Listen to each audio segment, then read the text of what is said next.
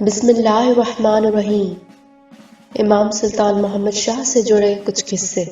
23 اکتوبر 1940 میں 5 اسماعیلیوں کا تعلق ہنزا سے تھا۔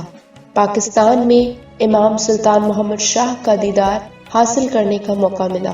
انہوں نے امام سے آدھے گھنٹے تک گفتگو کی، پھر ان کی عاجزانہ درخواست کے مطابق امام نے انہیں انفرادی طور پر ان کی پریشانیوں کے حل کے لیے رہنمائی حاصل کرنے کا موقع دیا۔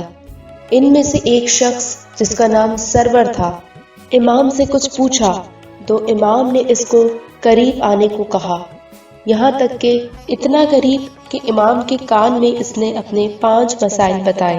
امام علیہ السلام نے اس کی 3 مسائل کے حوالے سے اس کی رہنمائی کی، جبکہ دوسرے 2 سوال پوچھے گئے تو امام نے فرمایا، ابھی نہیں، میں 20 سال بعد تمہارے دونوں مسائل کا حل بتاؤں گا۔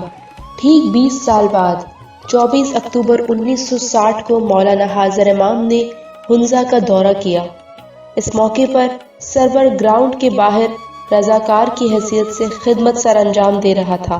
جماعت کو دیدار عنایت کرتے ہوئے امام نے اپنی گاڑی سرور کے قریب روکی اور فرمایا، تم میرے قریب آ جاؤ، اسی طرح جس طرح تم 20 سال پہلے آئے تھے۔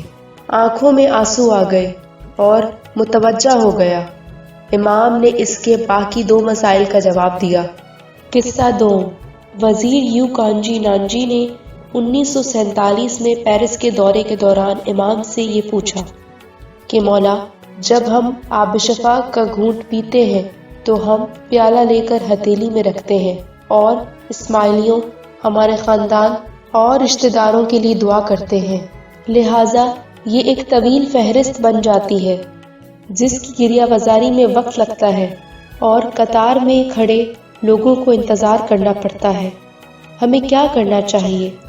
امام نے فرمایا کہ صرف یہ دعا مانگو، یا مولا آپ رحم کریں اور راضی ہوں، یہ کافی ہے، کیونکہ میری خوشی میں تمام برکات شامل ہیں۔